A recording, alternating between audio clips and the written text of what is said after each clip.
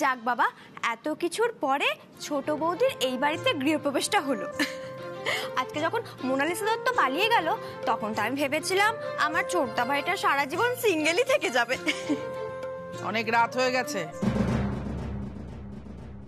এখানে দাঁড়িয়ে থেকে তোমরা আর অনিয়ম করো না। যা অনিয়ম করা সেটা তো হয়েই গেছে। যাও, যে যার ঘরে যাও। অপু, তুমি আজকে আমাদের সাথে আমাদের ঘরে চলো। না,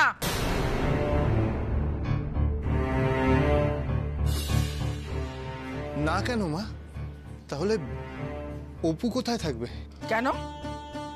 আমার বাড়িতে কি ঘরের অভাব আছে নাকি? অতিথি এলে যে ঘরে থাকে ও সে ঘরেই থাকবে।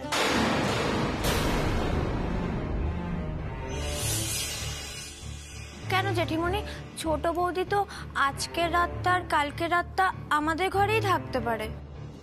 বাবা, এক রাতের মধ্যে সব বদলে গেল নাকি? সব সিদ্ধান্ত বুঝি তোরাই নিবি? তোর কাণ্ড কারখানা দেখে তো সবাই তাই মনে করছে রে দিদি। হাসি মুখে গয়না দিয়ে বধূবরণ করলি, এরপর তো সব নিয়মও মানবে। কাল রাত্রির বউ ভাত, ভাত কাপড়, ফুলসজ্জা সব মানবো কি মানবো না সে সিদ্ধান্ত এখন আমি নিইনি জ্যোতি। তাই যতক্ষণ না সিদ্ধান্ত নেওয়া যাচ্ছে, অতিথিরা এ বাড়িতে এলে যে ঘরে থাকে ও সে ঘরেই থাকবে, আর এটাই আমার আদেশ।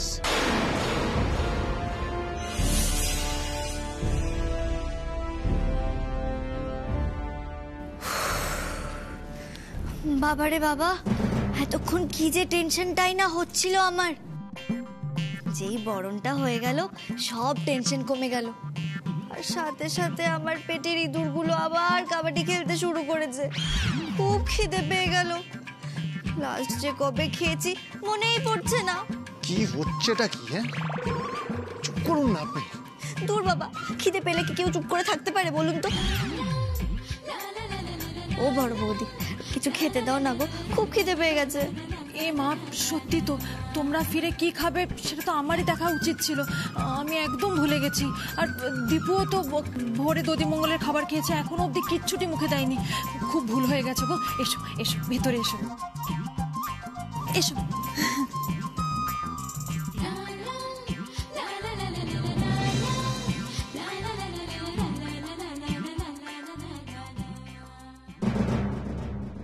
দেখলে তো মাসিমণি, নাটকটা শুধু দেখলে? প্রথম দিন মাঠে নেমেই অপু কেমন বলে বলে ছক্কা মারলো। উফ, আমার কিছুই ভাল লাগছে না। রাগে গা হাত পা আমার একেবারে রিরি করছে। তোর অবলা মুখার্জি, তোকে আমি খুব ভালো করে চিনি রে। মানুষটা আসলে নারকেলের মতন, স্বভাবটা কঠিন, কিন্তু মনটা নরম। আর এটা ওই চালাক ধড়িবাজ মেয়ে খুব ভালো করে বুঝে গেছে। সবার আগে তোর ওই মনটাকে বশ করার চেষ্টা করবে, আর আমি সেটা কিছুতেই হতে দেব না, কিছুতেই না। ওই অপুকে কিছুতেই তোর মন জয় করতে দেব না।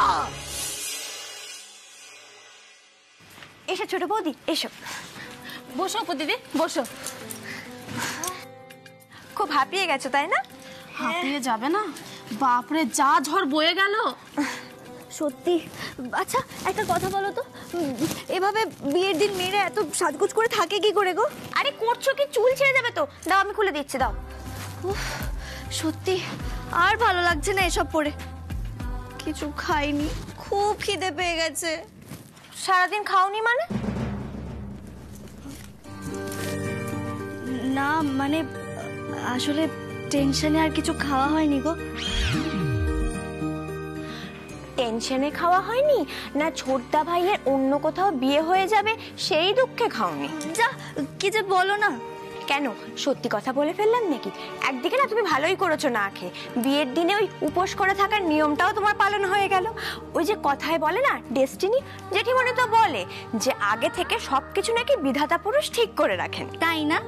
কত জানে, পাকা বুড়ি আমার। এই আমি কিন্তু জানি না, হ্যাঁ জেঠিমণি বলে। দাঁড়াও দাঁড়াও অপু দিদি, বলছি আমি তোমার জন্য কিছু খাবার ব্যবস্থা করে আনি। শোনো না, দীপু বাবুও তো কিচ্ছু খাননি, ওনার জন্য একটু খাবার ব্যবস্থা করে দাও না গো। তোমরা হাসছো কেন? এই যে তোমার ছোটদা ভাইয়ের প্রতি টান দেখে। দূর, বয়ে গেছে আমার। হ্যাঁ সে তো দেখতেই পাচ্ছি কত বয়ে গেছে তোমার। সে যাকে যাই হোক, তুমি এক কাজ করো, তুমি চেঞ্জ করে নাও, ফ্রেশও হয়ে নাও। হ্যাঁ সেই ভালো, এগুলো পরে। এ মা, চেঞ্জ করব কি করে? যে কয়েকটা ড্রেস এনেছিলাম সেগুলো তো মায়ের ব্যাগে। মা বাবা তো চলে গেছে গো। যা, তাহলে কি হবে? কি আর হবে, ছোট বৌদি ভাই আমার ড্রেস পরবে, চেঞ্জ করে আমার ড্রেস পরবে। কিন্তু তুমি তো শাড়ি পরো না, আর অপু দিদি তো এবারে নতুন বউ। নতুন বউ যদি শাড়ি না পরে অন্য পোশাক পরে তাহলে তো আবার অশান্তি বাঁধবে। হ্যাঁ এটা কিন্তু তুই ঠিক বলেছিস রে। দাঁড়াও দাঁড়াও, আমি বড় বৌদি আর সেজ বৌদির সাথে কথা বলে আসি। বলছি অপু দিদি, তারপরে তুমি পোশাকটা বদলিও, কেমন? ঠিক আছে, আমি আসছি। আজ এই অপুর জন্য আমার শুকুর জীবনটা শেষ হয়ে গেল। ছি ছি ছি ছি। না না, আমাকে মার্জনা করুন, আমি এই বিয়ের সম্প্রদান, ছি ছি ছি, আমি পারবো না, আমি মুখ দেখবো না, মুখ দেখবো না। কি হয়েছে ছোট বৌদি, তোমার চোখে জল? মা বাবা লাস্ট ট্রেনটা পেয়েছে, তুমি জানো কিছু? ওনারা যখন বেরিয়েছিল তখন তো বলেছিল যে লাস্ট ট্রেনটা পেয়ে যাবে। ইস, নিশ্চয়ই কিচ্ছু মুখে দেয়নি। আমি ওদের সবাইকে খুব কষ্ট দিয়ে ফেলেছি গো। সে তো কষ্ট পেয়েছি, কিন্তু আমি কি করতাম বর্ষা? দীপু বাবুর অপমান দেখা আমার পক্ষে সম্ভব ছিল না। চুপ করে বসে থাকতে পারতাম না, আমি কিছুতেই না। আমি আবার ঝামেলায় জড়িয়ে পড়লাম। কেঁদো না ছোট বৌদি, তুমি কেঁদো না, তুমি একদম ঠিক কাজ করেছো। তুমি সাহসিকতার পরিচয় দিয়েছো। তোমার জায়গায় যদি আমরা থাকতাম, আমরাও হয়তো এত সাহসিকতার পরিচয় দিতে পারতাম না। তুমি আমাদের পরিবারের জন্য, আমার ছোটদা ভাইয়ের জন্য যা কিছু করেছো, তার জন্য চিরজীবন আমরা তোমার কাছে কৃতজ্ঞ থাকবো। কিন্তু এটা করতে গিয়ে যে আমি আমার মা বাবা দাদা ভাই আমার পরিবারের প্রতি অন্যায় করে ফেলেছি বর্ষা। আর আমার দিদি ভাইটার প্রতিও হয়তো। দিদি ভাই নিশ্চয়ই খুব রেগে আছে আমার উপর। ধর, সেই যে বৌদির মতো ভালো মানুষ কারো উপর বেশিক্ষণ রেগে থাকতে পারে বলো? আর আমার মা বাবা দাদা ভাই, ওরা তো খুব রেগে আছে, আর সারা জীবন রেগে থাকবে আমি জানি। ওদের কথা খুব মনে পড়ছে তাই না? হ্যাঁ, ওরা ঠিক মতো বাড়ি ফিরেছে কিনা আমি সেটুকু পর্যন্ত জানতে পারিনি। এতক্ষণে হয়তো ওনারা বাড়ি পৌঁছে গেছেন। তুমি এক কাজ করো, তুমি না কাল সকালে একটা ফোন করে নিও। তুমি দাঁড়াও, আমি তোমার জন্য কিছু খাবার নিয়ে আসছি। হ্যাঁ ছোট বৌদি, বলছি আজকে যদিও তোমার কাল রাত্রি না বাসর রাত, তবুও বলছি তুমি না আজকে বেশি ছোটদা ভাইয়ের সাথে কথা বলার চেষ্টা করো না। মাসিমণি আবার এটা নিয়ে কি ঝামেলা শুরু করে দেবে কে জানে। তুমি দাঁড়াও, আমি আসছি। সরি মা, সরি বাবা, আমায় পারলে ক্ষমা করে দিও। আমি দীপু বাবু আর তার পরিবারের কথা ভাবতে গিয়ে তোমাদের কথা ভাবতে পারিনি। আমি একটা ফোন করি। ফোন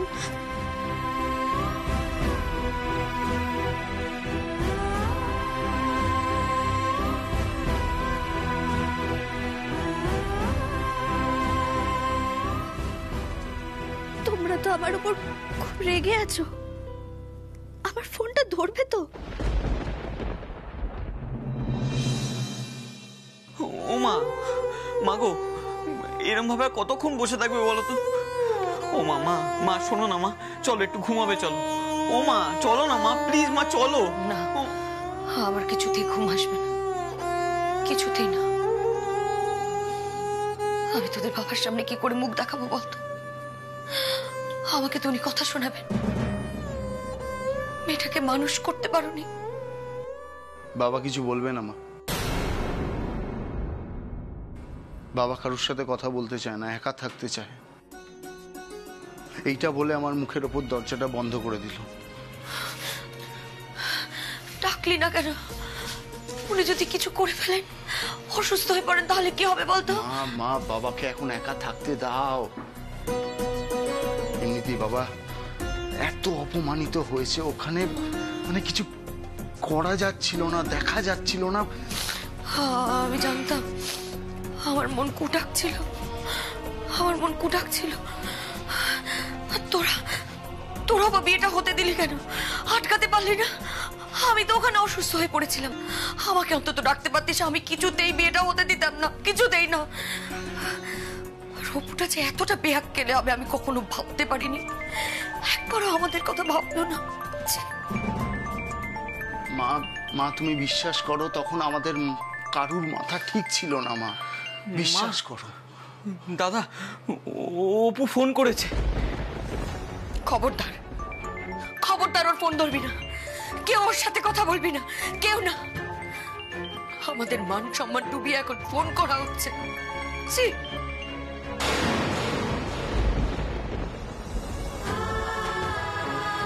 অপু বারবার বলছিল যে ও যা করেছে মুখার্জি পরিবারের ভালোর জন্য করেছে, দীপুর ভালোর জন্য করেছে। হ্যাঁ, ওর কাছে দীপু মুখার্জি বাড়ি বড় হয়ে গেল না, আমরা তো কেউ না। অন্তত আমাদের কথা না ভাবতো, ও দিদির কথা অন্তত ভাবতে পারতো। ওকে কি অপমান সহ্য করতে হবে বলতো? ওকে তো কেউ ছেড়ে কথা বলবে না। আমার মেয়েটার এখন কি হবে? সারাক্ষণ শুধু একই কথা বলে গেল। ওর দীপু বাবুর নাকি অপমান হবে, ওর দীপু বাবু নাকি সবার কাছে হাসির পাত্র হবে, কত কিছু বলে গেল। যত সব।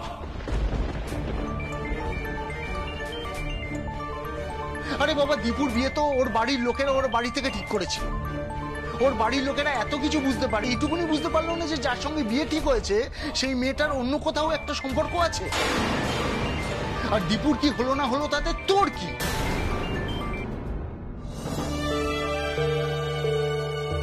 ফোনটা একবারও ধরলো না, এতটা রাগ।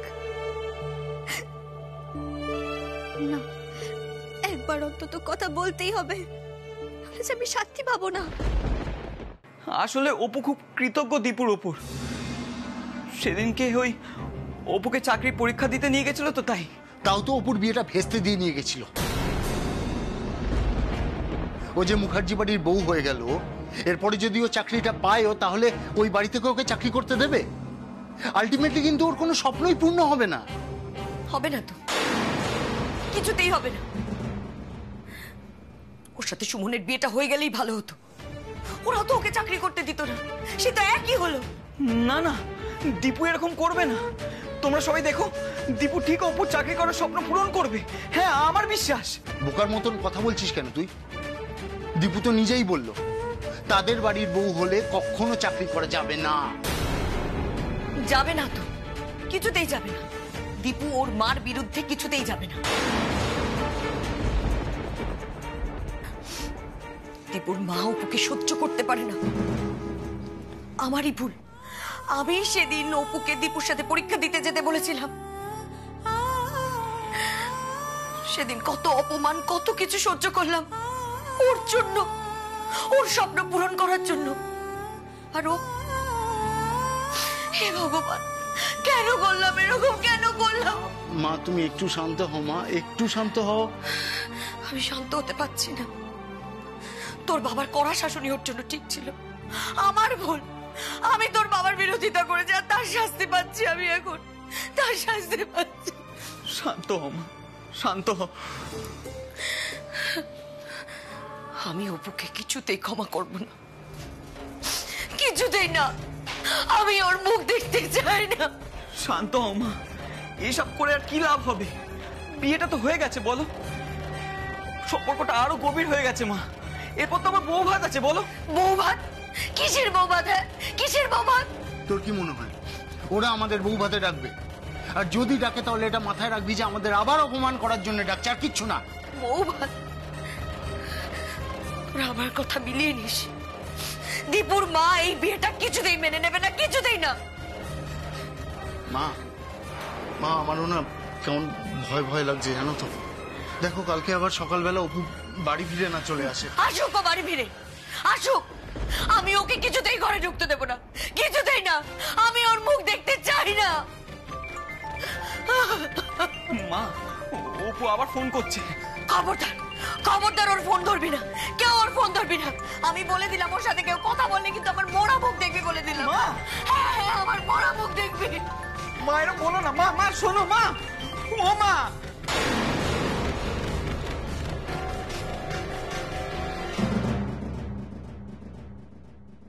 অপু আমাদের সকলের মাথা হেট করে দিল ভাই।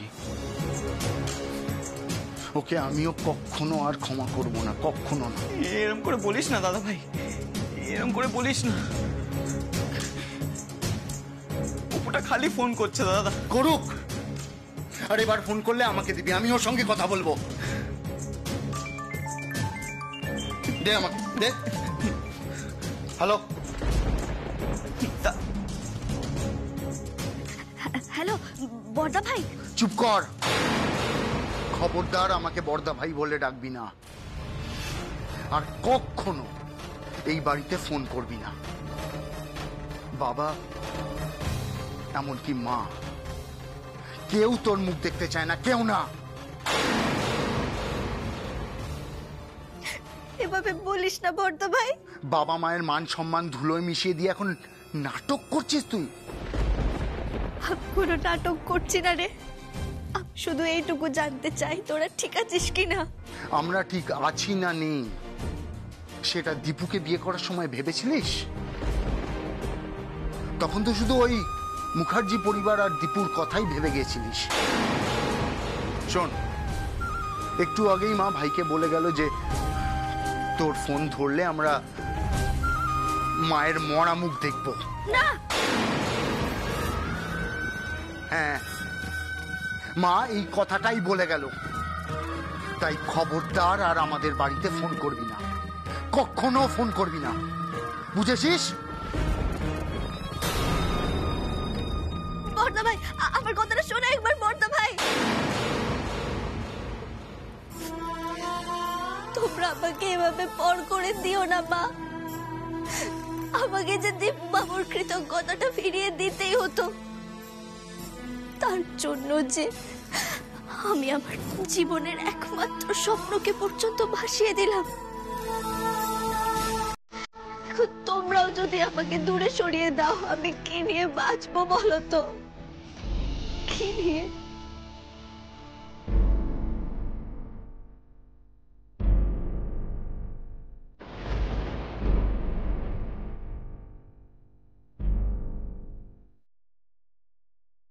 অপু এখন কি করছেন? উনি তো নিশ্চয়ই এখন গেস্ট রুমে একা একা বসে আছেন। আচ্ছা, ওনার যদি কোনো কিছুর প্রয়োজন হয় আমি কি একবার গিয়ে খোঁজ নেব? না না, সেটা ঠিক হবে না। অবশ্য আজ তো কাল রাত্রি না, আজ তো আমি ওনার সাথে দেখা করতেই পারি। হ্যাঁ, যাই একবার, যাই গিয়ে খোঁজ নিয়ে আসি। ওনার যদি কিছু প্রয়োজন হয় যাই।